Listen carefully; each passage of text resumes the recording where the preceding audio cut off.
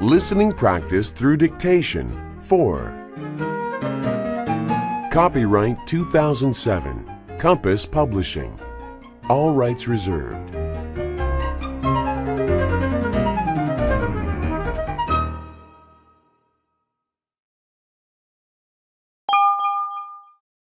Nature and the environment. Unit 1. Hibernation. Some animals in cold climates hibernate. This means that they spend the winter months in a very long and deep sleep. Many animals find shelter underground. They dig out shelters to sleep in. Animals that cannot dig find cracks or holes at the base of trees and bushes. If they like the place they find, they might use it for years and years. Animals that hibernate include cold-blooded animals, such as lizards, frogs, and snakes. Many warm-blooded animals also hibernate, such as mice, bats, and squirrels. When these animals are hibernating, they seem like they are not alive at all. Warm-blooded animals seem colder to the touch. However, their blood is still very warm. Hibernating animals have a very slow heartbeat. They almost stop breathing. Extra blood sugar and fat in their bodies keep them alive. They eat lots of food just before they hibernate. Winters that do not stay cold are dangerous for hibernating animals.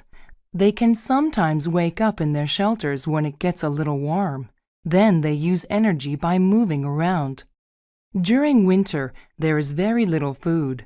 These animals can get very thin and weak. If they move around too much and do not eat, they can die. Animals hibernate to escape the cold. There are also animals in hot climates that escape the heat. During very hot or dry weather, they sleep underground.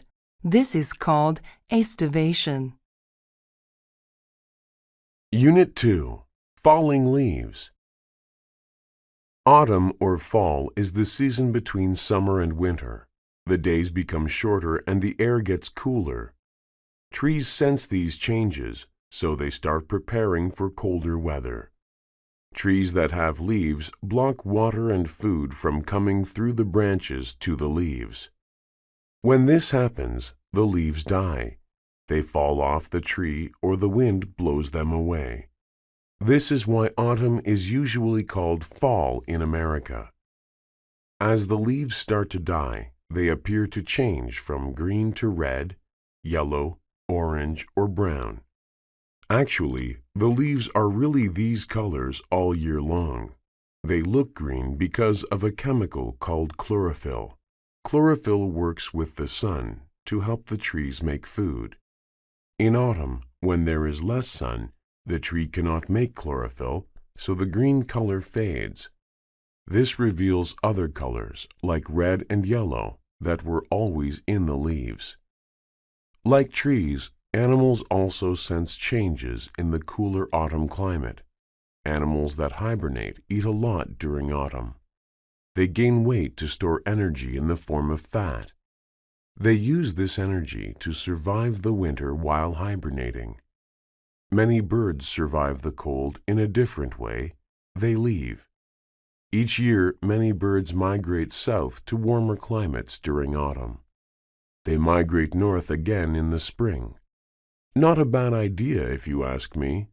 After all, who would refuse a midwinter trip to sunny Thailand? Unit 3. How the dinosaurs disappeared. The death of the dinosaurs is a great mystery. About 65 million years ago, dinosaurs lived all over the earth. They had existed for nearly 200 million years. Suddenly, they all became extinct. Many scientists believe that the dinosaurs were killed by a large meteor. They think that this meteor was about 6 to 12 miles wide. It crashed into southern Mexico and made a hole about 130 miles wide. The crash threw dust and dirt into the sky. Dust clouds darkened the Earth's atmosphere. The crash caused fires, earthquakes, and tidal waves. The plants were killed. The oceans were poisoned. Very soon, there was no food left for the plant-eating dinosaurs. When they died, there was no food for the meat-eating dinosaurs. The meteor killed about 70% of all plants and animals on Earth. The only animals that could survive were small ones that could eat many different kinds of food. Some scientists say the meteor alone did not cause dinosaurs to become extinct. They think that dinosaurs were already getting weaker. They are not sure why. One reason might be disease. Another might be climate change. A big part of the mystery is why some types of animals survived. If climate change killed dinosaurs, it should also have killed frogs. If the meteor killed most sea reptiles, it should have killed crocodiles. Yet frogs and crocodiles still exist in the world today. Unit 4. Acid rain. I hate this rain. It's causing the traffic to back up for miles. Well, I hate this traffic because it's helping turn this rain into acid rain. I heard that acid rain has really bad effects. Doesn't it cause cancer and brain damage, and even Alzheimer's disease? It definitely can, but the major thing it does is cause breathing problems. The acid in the rain comes from smoke and gases that are given off by cars and factories. It's like riding your bike behind a bus that's showering you with its exhaust fumes. Oh, I was reading something about that the other day. It said there's too much sulfur in the air and that it's killing thousands of people every year. Yes, sulfur is the major element in factory and car exhaust. It combines with oxygen and nitrogen in the air to become the acid in acid rain. This stuff doesn't just kill us, you know. It also kills trees and lakes and animals. The acid soaks into the plants and animals so that anyone who eats the plants and animals is also eating the acid. This sounds terrible. What can people do to stop acid rain? One simple thing they could do is to use less energy. Another way to stop acid rain is to drive less, or at least carpool. Imagine if every car on this road had 4 people in it right now. There would be fewer cars and a lot less acid rain. Unit 5. The Weather Forecast. Part 1. And now, over to Barry with our weather forecast for this weekend. How's it looking for this weekend, Barry? Speaking for myself, I know I'm looking forward to clear skies. The past 2 weeks have been even rainier than usual for Seattle. Well, Sue, residents of Seattle will be happy to hear that this rainy spell we've been having is finally coming to an end.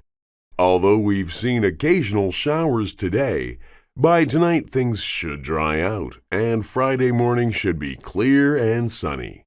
This fine weather should continue until the end of the weekend, with temperatures ranging from 55 to 75 degrees.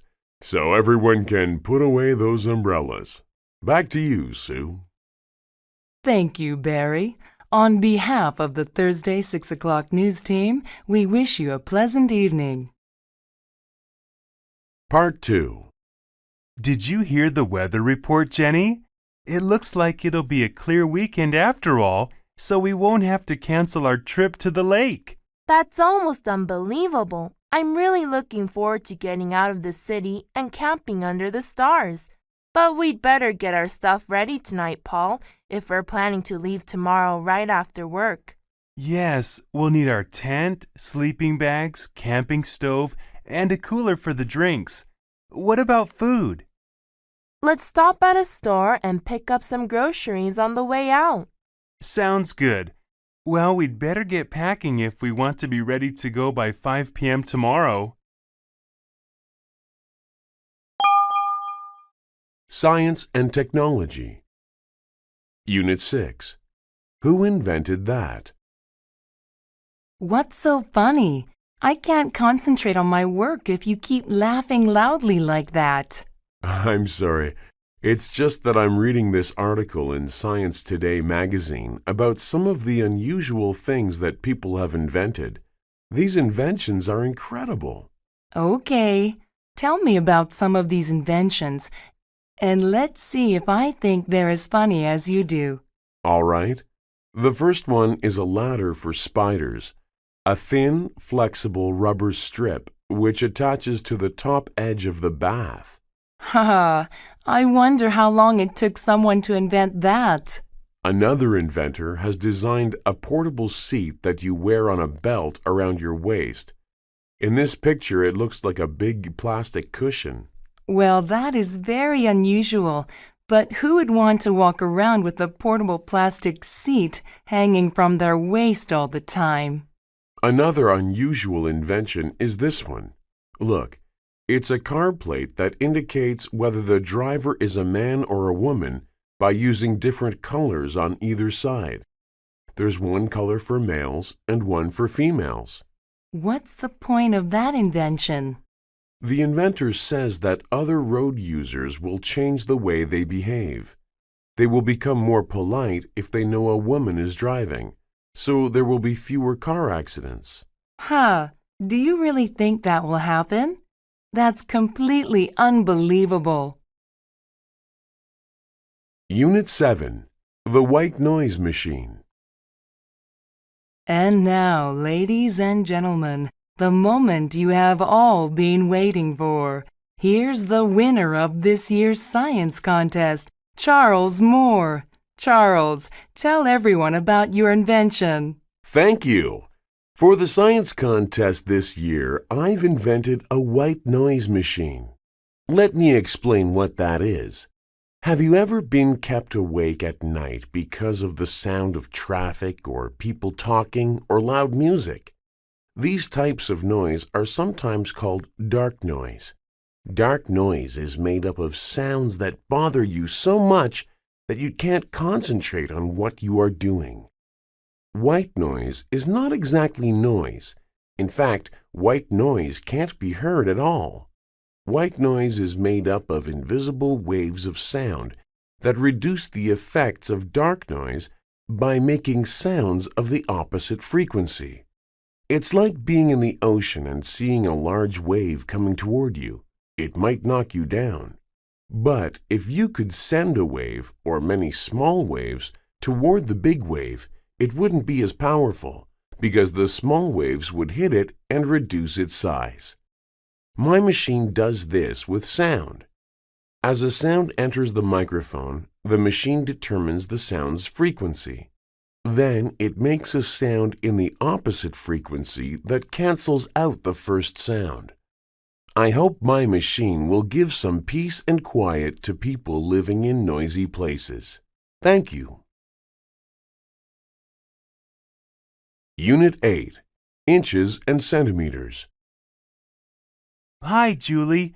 I'm trying to figure out the dimensions of this MP4 player I want to buy, but I'm having trouble converting these English measurements. You're really good at mathematics, aren't you? It says that the MP4 player is 3.6 inches tall and 2 inches wide. But what does that mean in centimeters? Well, according to my math book, 1 inch equals 2.54 centimeters. So to convert that, we need to multiply each English measurement by that number. Wait, I have a calculator in my pocket. Great! According to the calculator, that would make it 9.1 centimeters tall and, let's see, about 5 centimeters wide. So, its height is about 9 centimeters and its width is about 5 centimeters. But what about its weight? The website says that it weighs 3.6 ounces. We multiplied 3.6 by 28.3, which is the equivalent in grams, and that converts to about 102 grams. All right then. The MP4 player is about 9 centimeters tall and 5 centimeters wide and weighs about 102 grams. I thought it would have to have larger dimensions to be able to hold 5,000 songs, but it's small and light. Do you think I should buy it, Julie? It sounds like a good product, but it depends on the price. Well, now I have the same sort of problem again. Could you help me figure out how to convert Chinese currency to our currency? Unit 9. Communicating Online. Computers have transformed the way people communicate. In some ways, this transformation is good, but in other ways, it could be harmful. Statistics show that millions of people use the Internet every day. People shop online, play games, and search for information. Studies also show that people use the Internet mainly for communication. The Internet has made communication fast and convenient. Email can travel anywhere within seconds. Chat rooms include people from all over the world. People can even make Internet telephone calls. However, this type of communication is very different from what people did in the past. People spend less time talking face to face. They might chat for days without being in the same room with a real person. They also might communicate with many people at the same time. Some researchers think this is unhealthy. One study on Internet use found that people who used the Internet a lot were lonely. Also, they did not communicate as much with members of their family. Many people have criticized this study. They say it did not include enough people and that loneliness is hard to measure. In my opinion, all types of communication are good. It is great to email someone and get a fast response. It is also nice to talk face to face. We can do both. The Internet is a fantastic tool. We should use it wisely to benefit from it. Unit 10. Science for Girls. Hi, my name is Sandy. Welcome to Physics, my favorite class. Although there are 30 students in our class, only 6 of us are girls. Most of my friends don't like science as much as I do. They are convinced that science and mathematics are boys' subjects.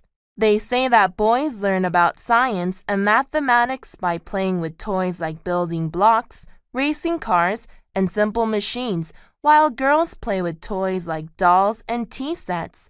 They say their parents didn't do science experiments with them or encourage them to learn math. Well, that wasn't the case with me. I played with dolls too, but my parents also built up my confidence in science and math. They use long plastic rods, which are like sticks, to help me learn addition, subtraction, multiplication, and division. For my 8th birthday, they gave me a kids' chemistry set, which helped me do all sorts of cool experiments. Whenever we went to the park, my parents asked me different questions about the plants and animals that we saw. When we got home, we looked up the answers together. In school, my teachers were surprised. They were used to boys giving all the answers in science class. They were impressed with my science exam scores. I have lots of confidence in myself. I know that boys are not smarter than girls in science and math classes. I just wish I could convince my friends. Art and Culture. Unit 11. On Stage. Love, hate, death. These things are at the heart of Shakespeare's famous tragedy, Romeo and Juliet. The St. Stephen's High School Drama Club performed this play last weekend. Romeo and Juliet is the story of 2 families, the Capulets and the Montagues, who are bitter enemies. Tragedy follows when the son of one falls in love with the daughter of the other. The play is set in Verona, Italy, in the late 16th century. Alison Bourne played Juliet, Capulet's beautiful young daughter. She showed the mixed emotions Juliet felt after secretly marrying the son of her family's most hated enemy. At times, she was happy, and at times, she was afraid. David Taylor played Romeo, Montague's son. He put on a good performance despite having a head cold. His lines were said with great feeling in a clear voice. Eric Parker was the perfect Tybalt, dark and angry. Maggie Jones played the nurse. She acted the part of a gossipy old woman very well. She made everyone in the audience laugh at her jokes and her comic character. The whole cast showed enthusiasm in every scene. The actors knew the meaning of their lines. They used body language to show this meaning well. The stage lights were sometimes too bright or too dim, but the sword fights looked very real and the costumes were wonderful. Overall, St. Stephen's production of Romeo and Juliet was a great night of high school theater. Unit 12. A famous portrait. The Mona Lisa is one of the most famous paintings in the world. It was painted by the great Italian artist Leonardo da Vinci between the years 1503 and 1505. The portrait was done with oil paint on a simple piece of wood. The portrait shows a woman in front of a landscape with mountains. Many people believe that the model for the painting was the wife of an important man in the area. However, some people now think that Da Vinci actually drew a picture of himself. They say the face looks similar to his. Apparently, Da Vinci loved the painting so much that he carried it with him at all times until he sold it to the King of France. The portrait is famous for several reasons. The best-known reason is for Mona Lisa's unusual smile. It is difficult to say if she is being pleasant or looking arrogant. Another reason the painting is famous is that it was stolen from an art museum in 1911. Both France and Italy sent people to look for the lost painting. It was then found 2 years later in a hotel in France. It is currently on display at the Louvre Museum in Paris. People from all over the world go to the museum each year to see the Mona Lisa. In fact, the painting has so much appeal today that it has been copied many times. Unit 13. Leonardo da Vinci. When most people hear the name Leonardo da Vinci, they think of art. But in fact, he was a man of many talents. He was a scientist, an inventor, and an artist. Leonardo da Vinci was born in 1452 in Vinci, Italy. When he was 14, his father sent him to Florence to train under Andrea del Verrocchio, one of the best artists in the area. Leonardo became better than Verrocchio. By his early 20s, Leonardo was famous for his painting. He was especially good at painting colors and details. This made his paintings very lifelike. His most famous paintings are the Mona Lisa and the Last Supper. Leonardo was also a great scientist. He was a good observer of life and nature. He would ask himself simple questions like, how do birds fly? Then he would try to find the answers. He was interested in everything. For example, he studied the inner workings of the human body. He would cut up dead bodies to examine their insides. Leonardo was also a talented inventor. He believed that by understanding how each part of a machine worked, the parts could be changed and combined in different ways to make new machines. Using his artistic talent, Leonardo drew pictures of many inventions. However, Few of them were built and tested during his lifetime. For example, his parachute wasn't built until 1783. Also, his war tank wasn't used until World War I in 1917. Unit 14. Ludwig van Beethoven. Ludwig van Beethoven was a musical genius. He composed hundreds of songs in his lifetime. The first four notes of his Fifth Symphony, bum bum bum bum, are the most famous in the world. These notes are played on a trombone. Beethoven was the first composer to use trombones in a symphony. A symphony is a very complex and beautiful song. Beethoven wrote 9 symphonies in all. He said that he first composed symphonies in his head. He heard the part for every instrument in his mind before he wrote the first note on paper. Beethoven was born in 1770 in Bonn, Germany. His birthday was probably in December. Nobody is sure. He gave his first public performance at age 7. He wrote his first composition before he was 12. Sadly, at the age of 28, he started to go deaf. But he continued to compose music and to lead the orchestra. He never got married. After his death in 1827, friends found love letters that he had written to someone he called immortal beloved. To be immortal means to live forever. Beloved is a way of saying you love someone. His lover's name still remains a mystery.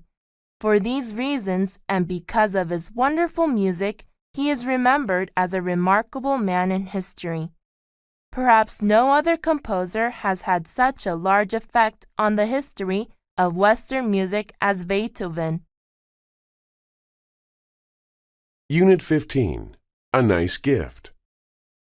We've been invited to Lisa and Tom's wedding in August, so we need to get them a present. Do you have any ideas about what to buy them?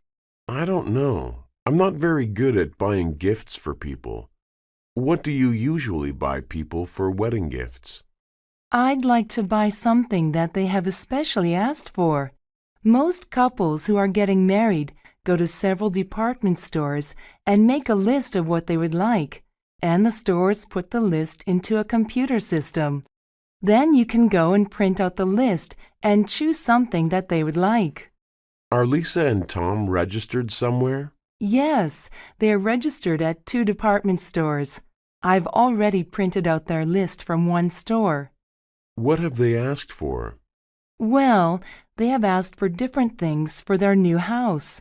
They would like towels, linens, decorations for the house, small appliances for the kitchen, china, silverware, crystal glasses, garden tools, and a patio set. Wow, that's a lot of stuff. How should we decide what to get them? They have listed a coffee maker as one of the things they want, so why don't we buy them a nice coffee maker? Okay, how much is it? It's $40. Maybe we could get them some nice coffee cups and some coffee to go with it. That's a great idea. I think that will make a lovely wedding present. Leisure and entertainment. Unit 16. Collecting stamps. Hello, everyone. My name is Franklin. I'm the president of the Greenville Stamp Collecting Club. Many people ask me why stamp collecting is such a popular hobby. There are several reasons.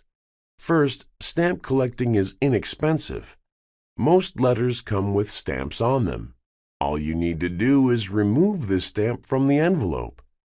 It's true that nowadays we may not get as many letters as we used to. In that case, you might want to buy your first set of stamps. Stamp dealers often sell a lot of stamps for only $3. Second, stamp collecting is educational. Stamps have pictures of everything from world leaders to endangered animals to various sports. It is interesting to learn about the people and things that are pictured on the stamps. It's much more exciting than reading a boring history book. Also, stamp collecting can help build friendships between people from around the world. Stamp collectors in India, for example, can build stamp trading friendships with people from Mexico. They can learn about each other's culture while they exchange stamps. Finally, collecting stamps is something that families can do together. Parents and children can spend time enjoying the same hobby and build a closer relationship, instead of sitting in front of the television each night.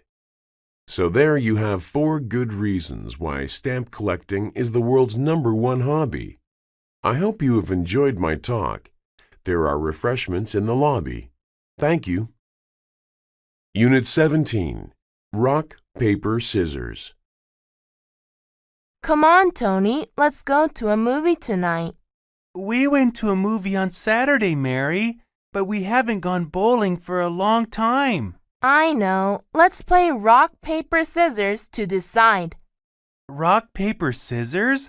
It sounds like an interesting sort of game. How do you play it? First, we each make a fist with our right hand, and then we shake our fists at the same time. 1, 2, 3. On the count of 3, you can keep your hand in a fist. That's rock. Or open your hand with the palm flat. That's paper. Or keep your fist but put out your first and middle fingers. That's scissors. The winner is the person who has the stronger item. That sounds stupid, because rocks are stronger than paper and scissors, so the rock will win every time. That's true in real life, Tony, but that's not how it works in this game. Rock can break scissors, but rock can be covered by paper, and paper can be cut by scissors. So rock defeats scissors, paper beats rock, and scissors beats paper. It's interesting that each item in the game can defeat one other thing and lose to one other thing. I wonder who invented this game. I don't know, but it's played all over the world. There's even a rock, paper, scissors world championship that has been held every year in Europe since 1934. Unit 18. Man's Best Friend. Why are dogs often called man's best friend? Probably because dogs have many of the qualities we want in our human companions. They are loyal, friendly, never argue, and are always glad to see us. This is one reason why we have dogs and other pets. Sometimes we might even prefer the company of animals to that of fellow human beings. Pets provide us with many other benefits as well.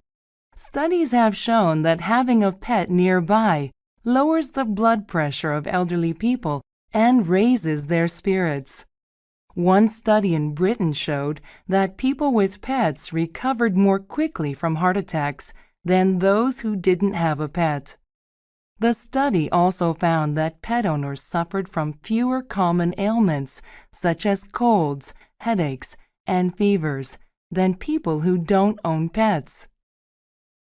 Pets help children to learn responsibility. By learning to take care of their pets, children learn how to take care of themselves and other people. Walking dogs each day gives children regular exercise. Pets can also help keep us safe. Dogs, for example, guard our homes and scare away burglars. Guide dogs help blind people see when they need to go outside. Cats catch mice and rats in our houses. Finally, pets teach us compassion. They give us a chance to show our love to other living creatures. If we can love our pets, it becomes easier to love each other. And that might be the most important benefit of all. Unit 19. The Active Leisure Center.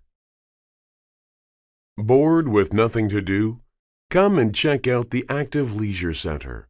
We offer something for everyone. The center has a heated outdoor swimming pool with 5 different water slides for those who want some fun. There's also an indoor pool with lanes for more serious swimmers. Swimming lessons are available for all levels. The Active Leisure Center also has a fitness center for those who want to exercise. We have running machines, exercise bikes, weight machines, and free weights, and daily aerobics and jazz dance classes. Our fitness experts will be happy to provide you with a fitness program to suit your needs. The center has a sports hall where you can play indoor soccer, badminton, basketball, and various other sports. You can join community sports groups, sign up for tournaments, or just book the hall for you and your friends to use. With the school holidays coming soon, why not come and find out about our special holiday programs? We have programs for all ages, from kindergarten to high school students. And if you join now, you can even get a family discount. So come and take advantage of all that the Active Leisure Center has to offer. We're open from 6 a.m. to 10 p.m. on weekdays and 8 a.m. to 8 p.m. on weekends. For more information, call 325-6188 or visit our website at www.activeleisure.com. Unit 20, The Audition. Hi, Cindy. Are you ready for the big audition this afternoon? I don't know, Greg. I've been practicing the script all week, but the princess has so many lines that I don't know if I can remember them all. You don't have to remember all of them for the audition, just the lines for the main scene, where the pirate meets the princess and tries to kidnap her. I know, but even in that scene, the princess has quite a few lines. You've got to think positive and have some confidence in yourself. I think that you're going to get the part and that you'll be a fantastic princess. Well, I'm glad that somebody has confidence in me. I think I'm just worried that I'll forget my lines. By the way, which part are you going to try out for? I'm trying out for the part of the pirate, the one who tries to steal the princess away from the prince. Oh yeah, the pirate and the prince get to have that cool sword fight in the final scene, and then the prince kills the pirate with his own sword. Yeah, I remember reading that in the script. But at the audition today, we'll be practicing the scene where the pirate first sees the princess and falls in love with her. Hey, I'll help you practice your scene if you'll help me practice mine. You've got a deal. Let's start now.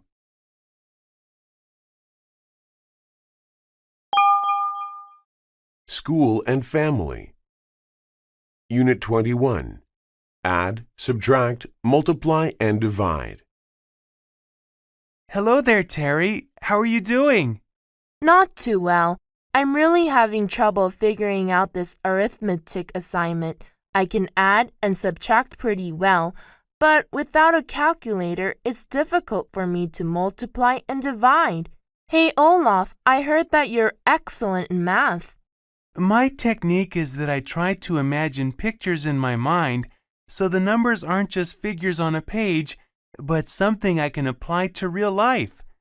One way I do this is to imagine the numbers as if they were money. For example, if the equation is 753 minus 236, I think about $7.53 minus $2.36. It's $5.17 or 517. Easy! Wow, that does seem easier for adding and subtracting. But how do you apply this technique to multiplying and dividing? Okay, suppose the equation is 200 times 30. 30 is 3 groups of 10. So first I imagine 10 groups of people standing in a large field. Next to each group is a sign with the number 200 on it. At the front of the field is a huge sign with the number 2000 on it because 200 times 10 equals 2000, right?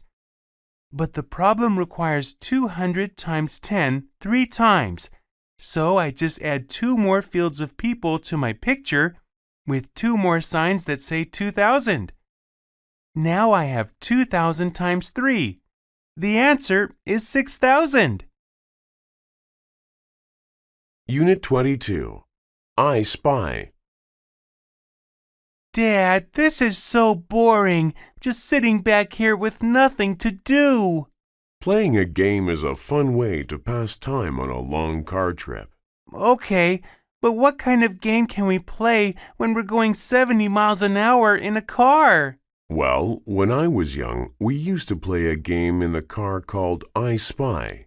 One person decides on an object that he or she can see and tells us its color. Then the rest of us have to ask yes or no questions to try and find out what it is. I'll go first, and I spy something that's... Hey, I wanted to go first. Billy, let your sister begin. Remember, it's considered good manners to let girls and younger children have their turn ahead of us. Yeah, remember your manners, stupid. Betsy, it's also good manners to treat each other with respect and not to call people names. I think you need to apologize to your brother. I'm sorry, Billy. Let's start, okay? I spy something small and green. It's on the steering wheel and... Stop, Betsy.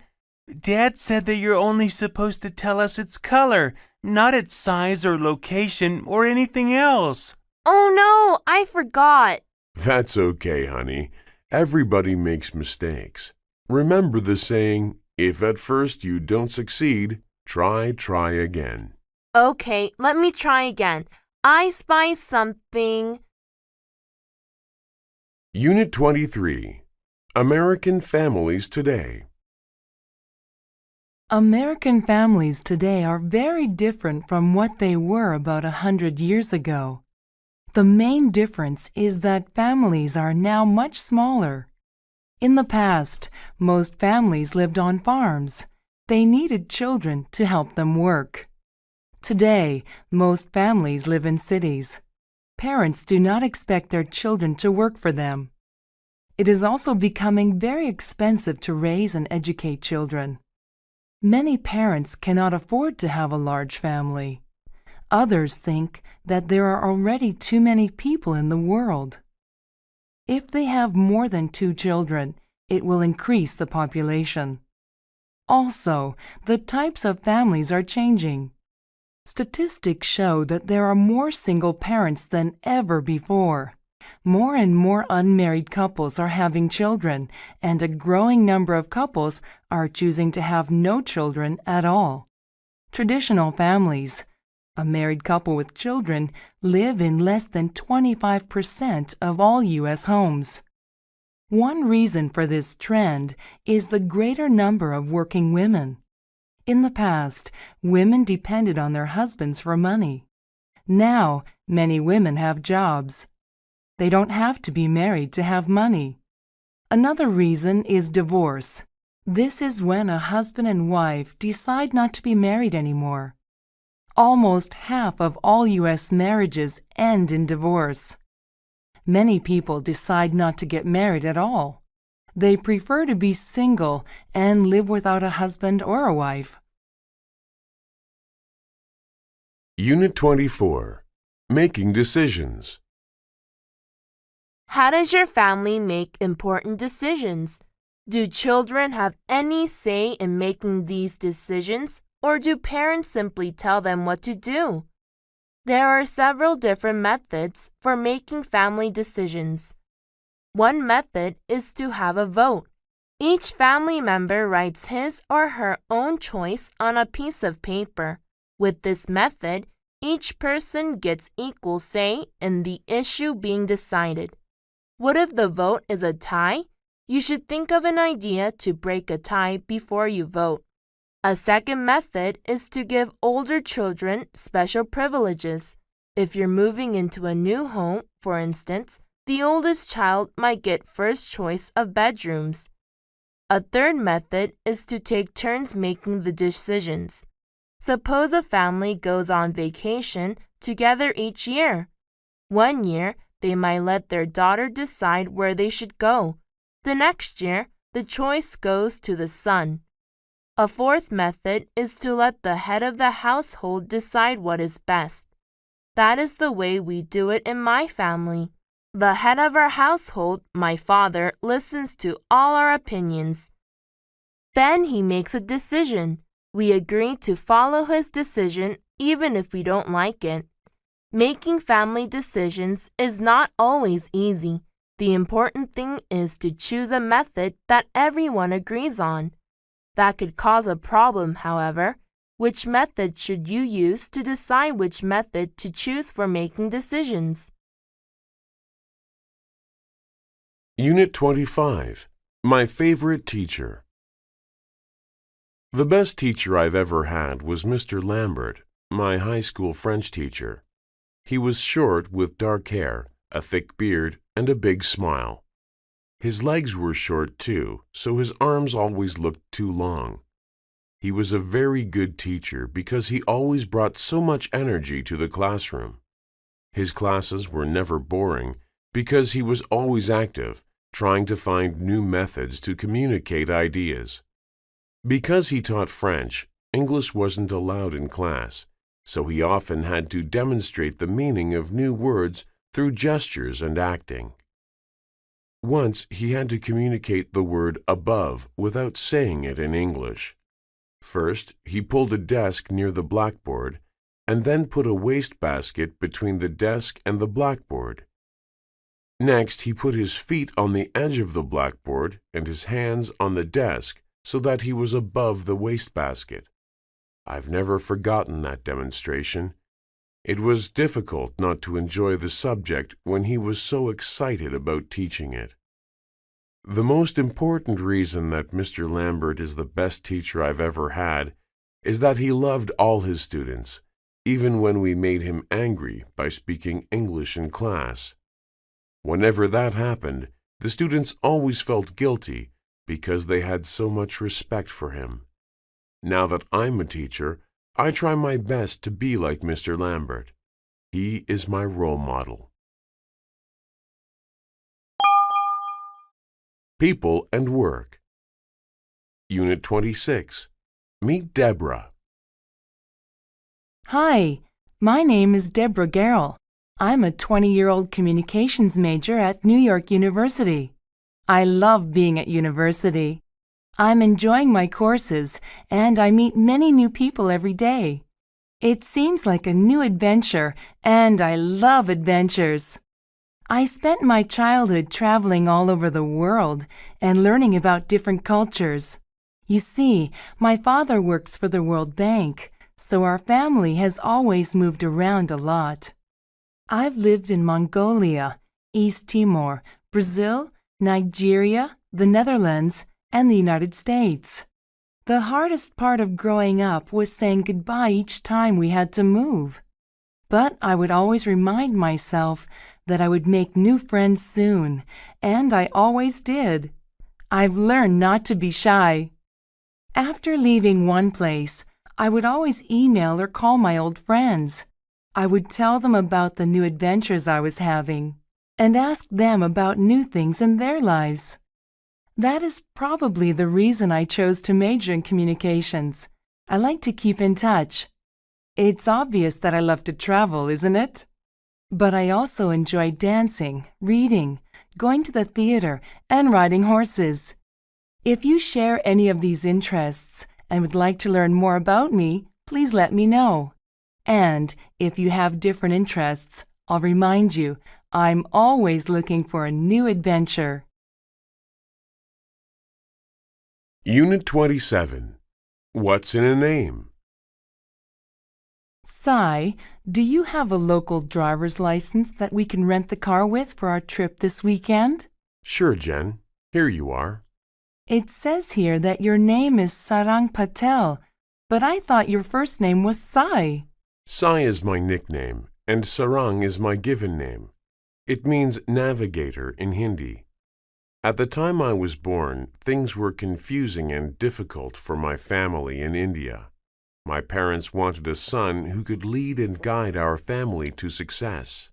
Well, I just hope you can lead and guide all of us to the beach this weekend. Ha ha, very funny. So, your nickname is Jen, and your given name's Jennifer.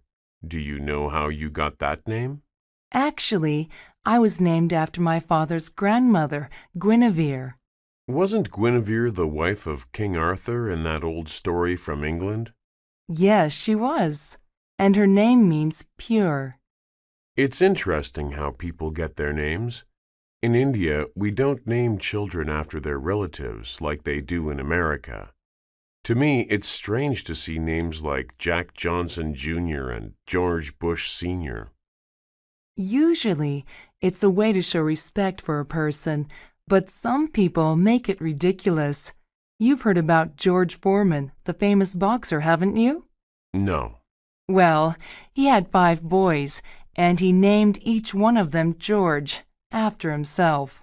It must be confusing when the phone rings at his house. Unit 28. The Right Career. People need to consider important factors when choosing a career. In my opinion, the most important factor is to choose a job that goes well with your personality. Are you an outgoing person who loves meeting new people and talking to them? Perhaps you should become a tour guide or a teacher. Are you shy? Maybe you should be an accountant or a scientist. Remember, you will do your job almost every day. If you have to change your personality when you work, you probably won't be very happy. And neither will the people you work with. Nobody wants an unfriendly tour guide or an impatient teacher. Are you a moody person? In most jobs, you will be expected to control your emotions. That's hard to do if your mood changes often. In that case, you might want to work alone. Perhaps you could be a writer or an artist. There are other factors to consider, such as salary and status. However, what good is a large salary or high status if you don't like your job? You should consider your personality, find out what you are very good at doing, and then find the right career to go with all this. Too many people choose a career because it pays well. Too often, they find they don't like their jobs. But by then, they feel like they're in a trap, and they can't escape. Finding a good career is important. Think about it and choose carefully. Unit 29. Body Language. Did you know that words are not the only thing we use to communicate? Most of our messages are sent through body language. Only about 10% of communication is done through the actual words of a conversation. Isn't that strange? If we understand body language well, we can learn a lot more about what other people really think. We can also use body language to send the right message to others. Have you ever felt dislike for someone without knowing why? Well, he or she might have been sending out a negative message through body language. What kind of things should you look for if you want to understand body language? First, look at people's eyes. If people are lying, they may not look directly at the person they are talking to, and the pupils of their eyes may shrink. Next, look at people's arms. Arms crossed in front of the body might mean a person is unfriendly or afraid. He or she might be trying to say, "Stay away." If the arms are by the side or at the back of the body, the person might be saying, "Come closer. I won't hurt you." But keep in mind that there is no accurate way to interpret body language all the time. Sometimes, talking is still the best way to communicate. However, knowing about body language will improve the way you communicate and help you understand other people better. Unit 30. Veterinarians. If you like animals and science, you might want to be a veterinarian. Veterinarians are animal doctors. They take care of sick and injured animals. Like doctors, vets perform surgery and give medicine. When an animal is sick, vets examine it to find out why. They look for clues in the way an animal looks and acts. For example, if a dog is walking in a strange way, it might have injured its leg. Vets need to observe animals carefully since animals cannot speak to tell anyone what is wrong. Vets prevent health problems in animals by giving vaccinations and checkups and fixing teeth. They also teach owners how to feed and train their animals. Vets use special tools to perform surgery. They fix broken bones, take out tumors, take x-rays, and treat wounds. Most vets treat small pets, including dogs and cats. A few vets focus on large animals such as sheep, cows, and horses. Large animal vets usually drive to ranches and stables where their patients live. Often they help when the animals give birth. Vets who work with large animals often work outside in all kinds of weather. A few vets work in zoos and aquariums. They care for zebras, sharks, and other wild creatures. Because animals can get sick at any time, vets often work long hours. Many vets like their work because they can be with animals every day, even though sick animals can sometimes bite or kick their vets. Sports and Health. Unit 31. I feel awful. Mom, I feel awful. I think I'd better stay home from school today. I'm sorry you're not feeling well. What's the problem? I have a stomachache, my head hurts, and I have a sore throat. Well, we'd better take your temperature and make sure you don't have a fever. Keep this thermometer under your tongue for a minute or two. Remind me to call your teacher and tell her you're sick later on today. All right, let's check. Oh dear, you've got a fever. Your temperature is 103, so I think we need to give Dr. Thompson a call. I don't understand how my head can be so hot when my body feels so cold. That's called the chills, and they often come along with fever. You've certainly got a fever. But what about my stomachache and my sore throat? Well, that's another reason we need to go see Dr. Thompson, because when you have a stomachache, fever, chills, and a sore throat, it usually means that you have something more serious than a common cold. I think you've probably got the flu. I hope it's not too serious, because we've got a basketball game Thursday, and the coach told me that I'll probably start. If you want to recover from the flu in time for your game, you'd better get plenty of rest, take the medicine the doctor gives you, and drink plenty of water. I promise I will, Mom. But let's go and see Dr. Thompson now. Unit 32. Why do we sneeze? A sneeze is a very interesting thing. We use many different muscles when we sneeze. These include stomach muscles, throat muscles, and eye muscles. Remember, our eyes always close during a sneeze. A sneeze begins when something gets inside your nose, like a tiny particle of dust. Your nose sends a message to your brain. Your brain sends messages to the muscles, getting them to work together in the correct order. When you sneeze, the dust that was in your nose flies out as fast as 100 miles an hour. Usually something like dust or cold air makes us sneeze, but some people sneeze whenever they look at the sun. Some people think that your heart stops when you sneeze. Actually, it really doesn't, but sometimes it might feel like it does. After someone sneezes, people often say, "Bless you," or "God bless you." To bless someone means to wish them good and special things. Why do people say this? Long ago, people believed that this saying kept bad things from flying down your throat. Another story is that people thought this saying would help keep the person who sneezed from getting a very serious disease called the plague.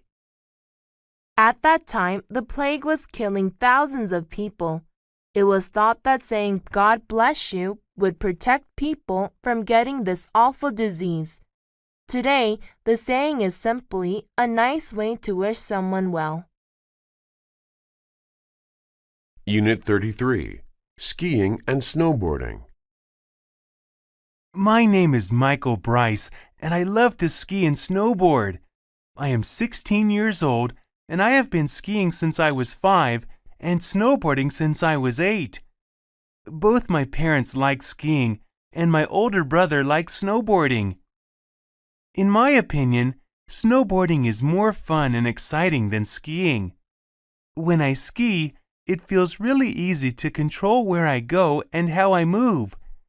The ski poles make it very simple to change my direction.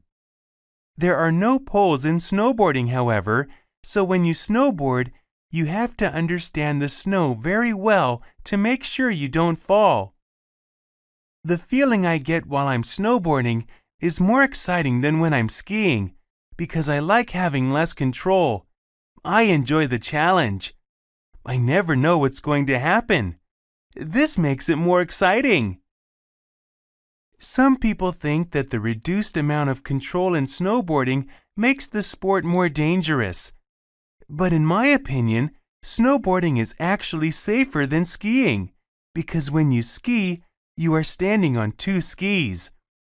If you fall while on skis, it is very easy to break your bones by getting your skis stuck in the snow.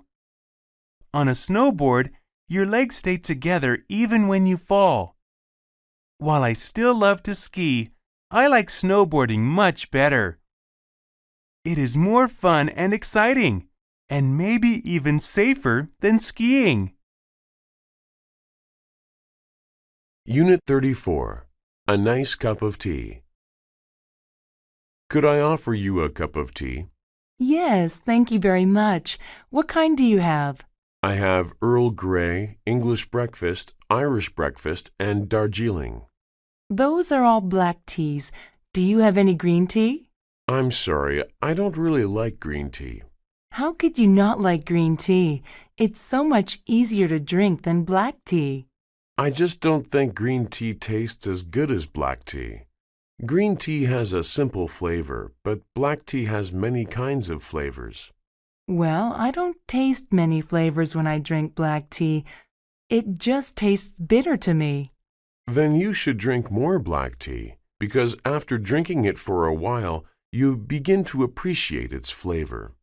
Whatever its flavor, black tea can't be nearly as healthy as green tea.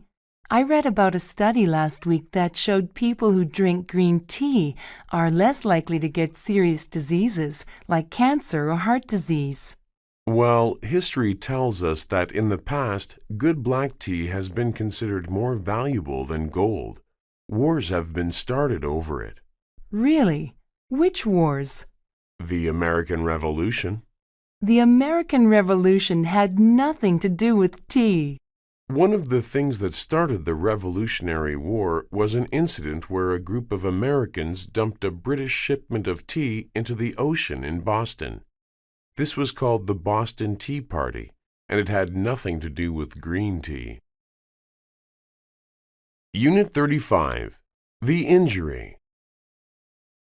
I've just returned from the doctor's office, and he told me that because of my injury, I will have to miss the next 2 weeks of basketball. I'm really disappointed. Last night, I hurt my ankle during a very exciting game against West High School. It was 5 minutes before the end of the game. The score was 60-60. I had the ball, and I heard my coach shouting at me to shoot. So I started to jump, but suddenly I found myself lying flat on my back on the court. A West High player had accidentally knocked me down.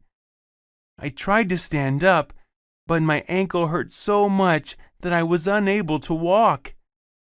2 of my teammates had to help me leave the court. my ankle started to swell up.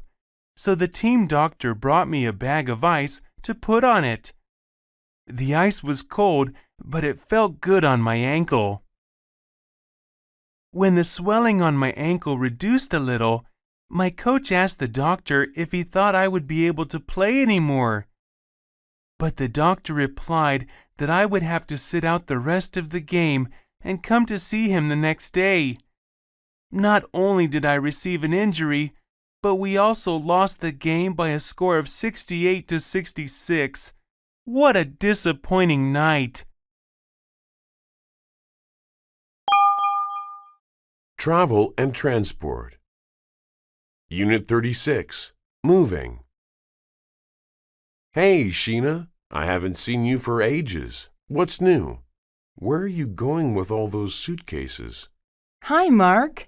It's been a while since the last time we ran into each other. I'm bringing these suitcases home to pack because my family is preparing to move across the bay to Port Anderson. Really? How are you going to transport all your furniture? I'm not sure. I considered hiring a moving van, but someone told me it might be more convenient to rent a huge container and ship everything across. The details are a bit complicated because we've got so many boxes. Well, when my sister and brother-in-law moved to Dallas last year, they sent all their furniture and heavy items by cargo flight.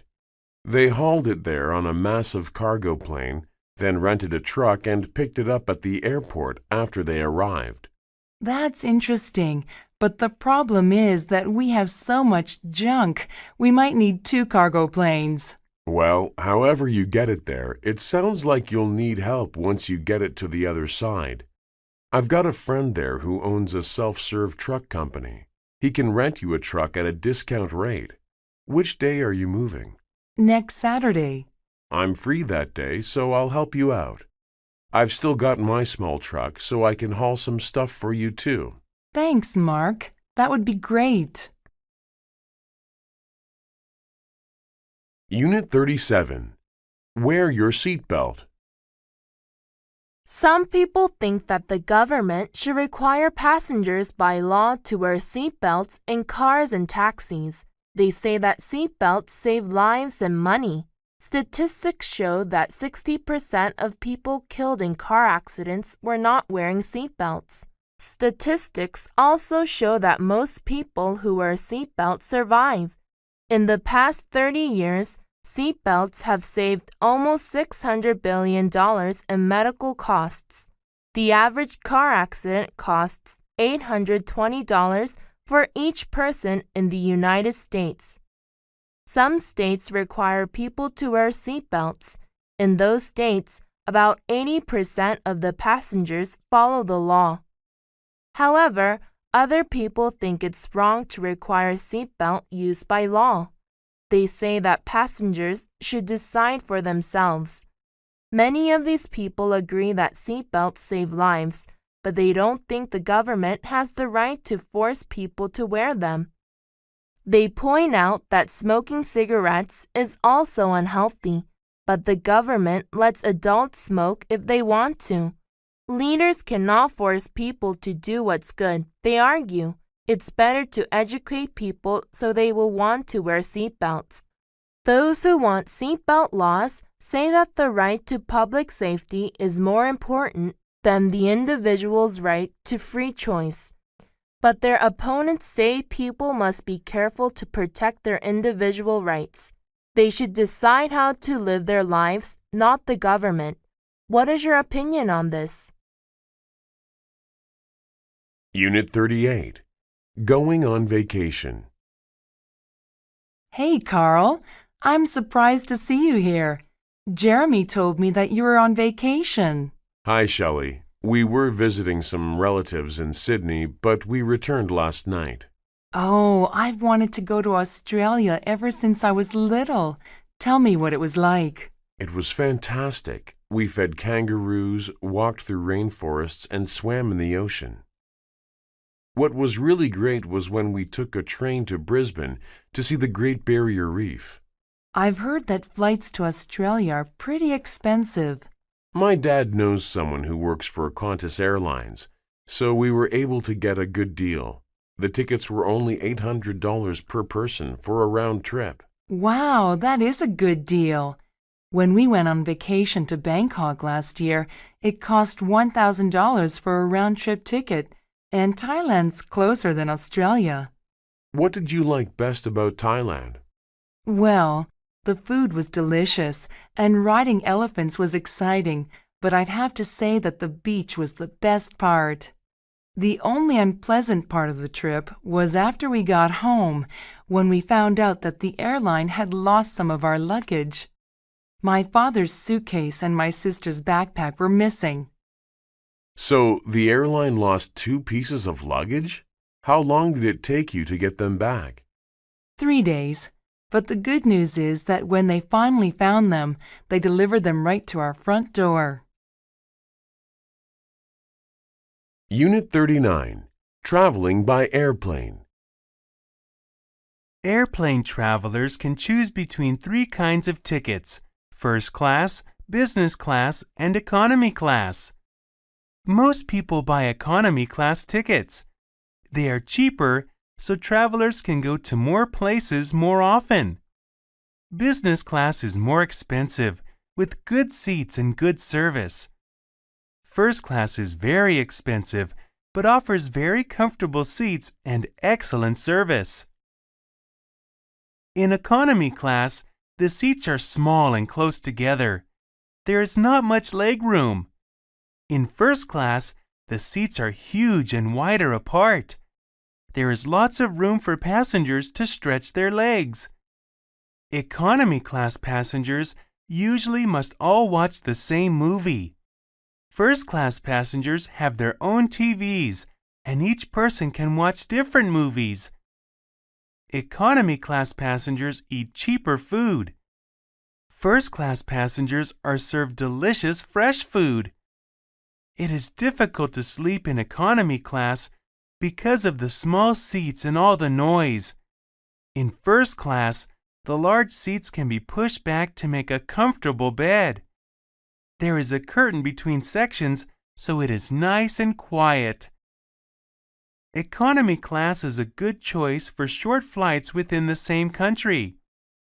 Business class or first class is a good choice for business travelers taking an international flight across an ocean. These people often have to get off the plane and go right to work. For them, it is important to arrive fresh, rested, and ready for a full, exciting day. Unit 40. A Family Cruise. Family Cruise Line is offering a new, exciting cruise that the whole family can enjoy. We have a special deal for families all year round on our Family Caribbean Cruise. This special one-week cruise leaves from Miami, Florida, and stops at 6 fantastic Caribbean islands.